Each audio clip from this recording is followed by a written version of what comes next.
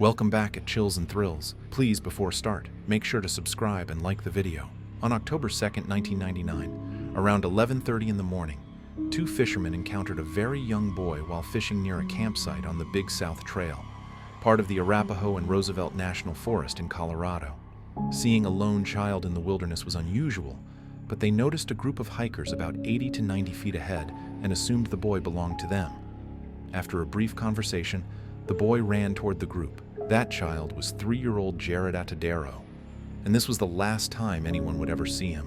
To understand how a 3-year-old ended up in this tragic situation, we must look at the circumstances leading up to it.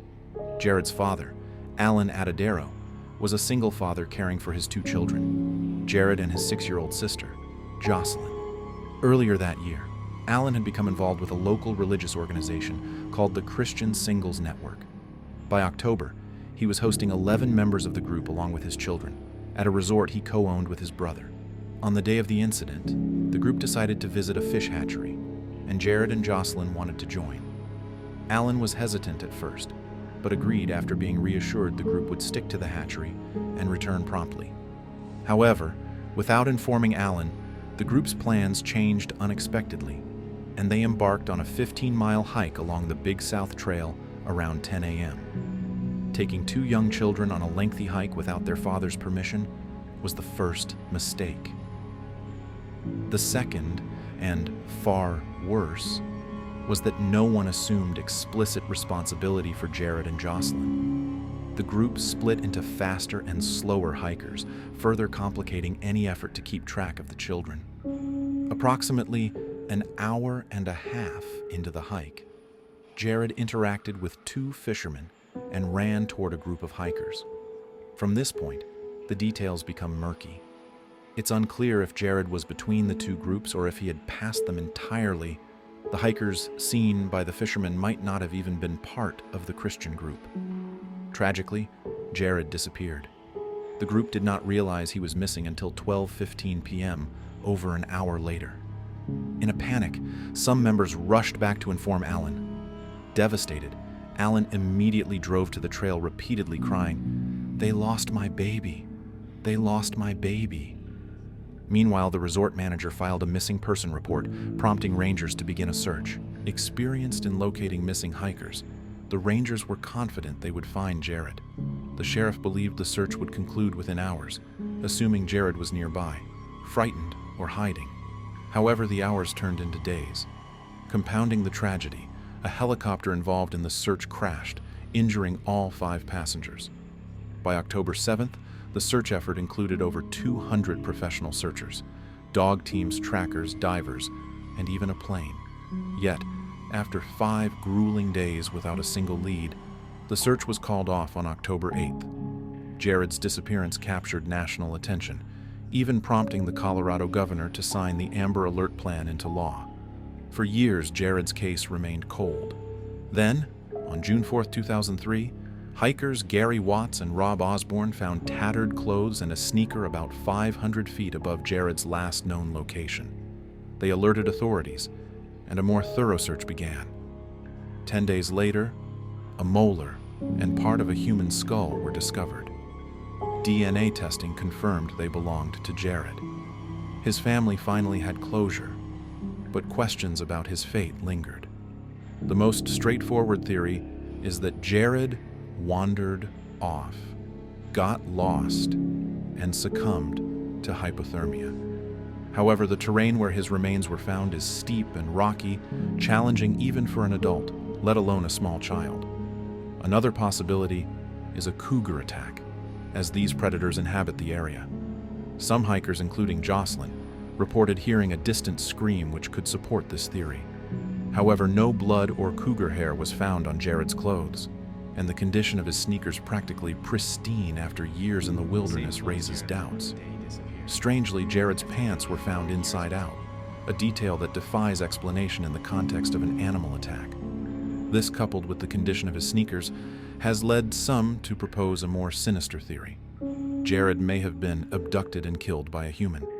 According to this hypothesis, his remains and clothing were scattered in the mountains years after his disappearance to cover up the crime. Though unsettling, This theory aligns with certain details of the case, yet it remains unproven. Jaryd's case continues to baffle investigators, and the true events of that day may never be fully understood. On March 21, 2010, the Gebara family returned home from a trip to their residence in Mexico. That evening, the parents tucked their 2 young daughters into bed, unaware it would be the last time they'd see one of them alive. The following morning, the family's nanny, Erica, entered 4-year-old Paulette Gebara Farah's room to wake her, but found the bed empty. Despite searching the room thoroughly, Erica couldn't find Paulette anywhere. Frantic, she alerted Paulette's mother, Farah, who immediately contacted authorities. The investigation into Paulette's disappearance began swiftly, but it was unlike any case the investigators had encountered. Paulette had significant physical disabilities that made it impossible for her to leave on her own. Yet there was no sign of a break-in or abduction. It was as if the little girl had vanished without a trace. Desperate for answers, the Attorney General's office circulated posters detailing Paulette's situation, plastering them across the region. Lisette and Paulette's older sister, Arlette, also shared pictures on social media. These posts quickly went viral, turning Paulette's disappearance into a national headline. That evening, Lisette appeared on television, pleading with potential abductors to return her daughter. She offered assurances that they could leave Paulette in a public place, such as a shopping center, and the family would not press charges. Despite widespread attention, no leads surfaced until March 31st, 9 days after Paulette's disappearance, when her lifeless body was discovered in her own room. She was found wedged between the mattress and the foot of her bed. At first glance, this should have brought closure to the case. However, the circumstances surrounding Paulette's death raised more questions than answers. How had a child's body gone unnoticed for 9 days in a house that had been thoroughly searched by professionals, including the use of highly trained dogs? How had no one noticed the unmistakable smell of decomposition? The situation grew even stranger when it was revealed that Paulette's room had not been sealed off during the investigation. Numerous visitors had entered the room in the days following her disappearance, and some even slept in the same bed where her body was eventually found. Lisette herself gave a television interview while sitting on the bed. How could none of them have noticed anything amiss? The only plausible explanation for these inconsistencies is that Paulette's body was not under the mattress during the initial searches. Instead, it was likely placed there later, possibly by one or both of her parents. According to the official coroner's report, Paulette moved onto the bed herself, accidentally slipped headfirst into the gap between the mattress and the bed frame, and asphyxiated. This explanation, however, is contradicted by compelling evidence. For instance, when authorities discovered Paulette's body, she was wearing dark trousers with a pink giraffe pattern. Yet days earlier, Lisette had displayed those same trousers in an interview, claiming they were among Paulette's belongings. No, esa es la pijama de mi grande. Okay. Ya ni quiero decir que tengo, pero no voy a... Sí, no más vale, ¿verdad? Mejor miren la pijama ni la sacamos. Additionally, during the official video of the body's discovery, investigators uncovered bloodstains on the sheets, some as large as a soccer ball. One investigator even remarked that it appeared the child had been beaten. Despite this, the official report ruled out physical abuse and made no mention of the bloodstains.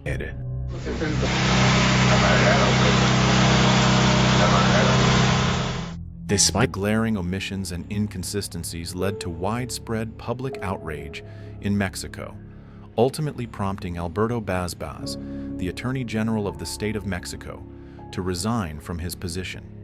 From the available evidence, many suspect a cover-up by the authorities.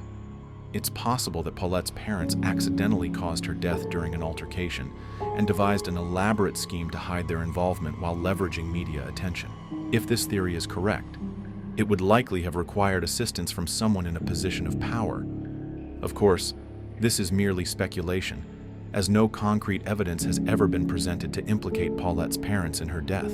Without new revelations, the truth about what happened to Paulette that night may never be known. 14 years have passed since the tragedy, and it seems increasingly unlikely that anyone with insider knowledge will come forward.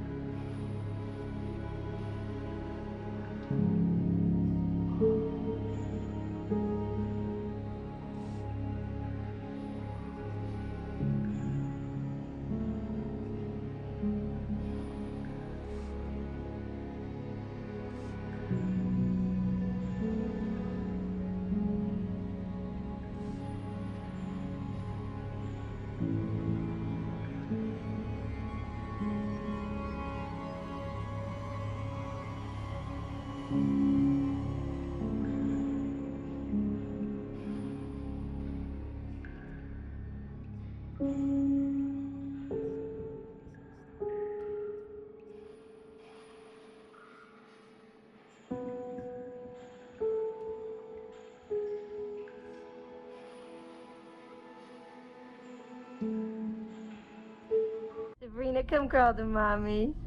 Come here. Come here, gorgeous. On November 22nd, 1997, Florida couple Steve and Marlene Aisenberg recorded what would unknowingly be their last video of their 5-month-old daughter, Sabrina.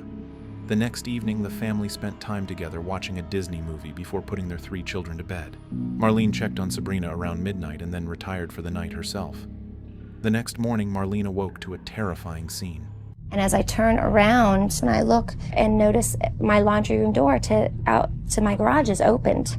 And then as I get closer, I'm looking now out to the street and seeing that my garage door is up.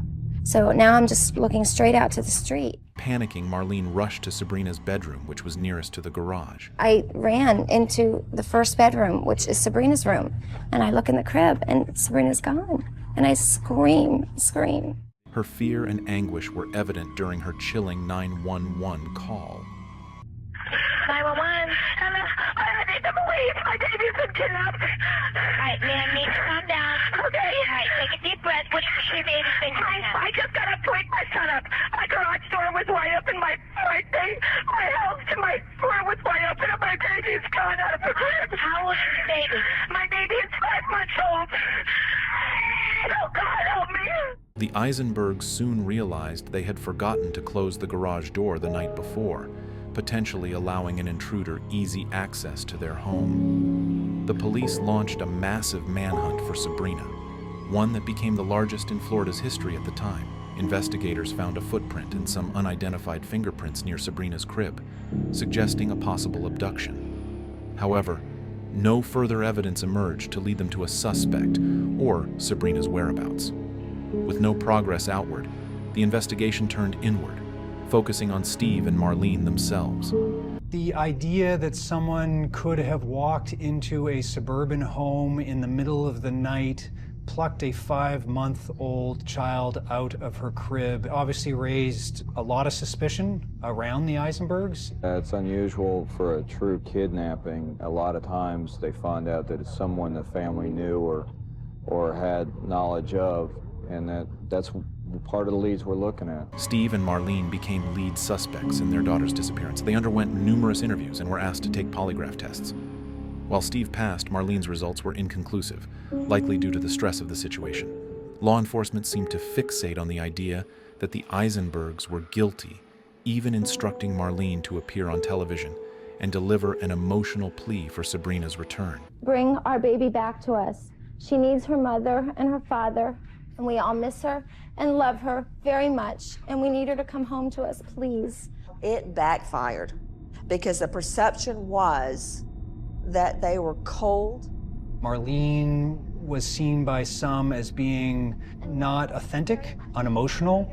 Law enforcement seemed to focus in on that display. It took all the strength that I had to say what I said, and then the minute I was done, I broke down in tears. Okay, hysterical. But of course the cameras were not put on me then. Feeling targeted, the Aisenbergs hired an attorney, further straining their relationship with law enforcement. In December 1997, authorities obtained a court order to install hidden listening devices in the Aisenbergs' home. Over the next 3 months, these devices captured more than 2,600 conversations. Police claimed the recordings contained evidence of the Aisenbergs admitting to Sabrina's murder. According to transcripts, Marlene allegedly said, "The baby's dead and buried. It was found dead because you did it. The baby's dead. No matter what you say, you just did it." Steve supposedly replied, "Honey, there was nothing I could do about it. We need to discuss the way that we can beat the charge. I will never break from the family pact and our story, even if the police were to hold me down. We will do what we have to do."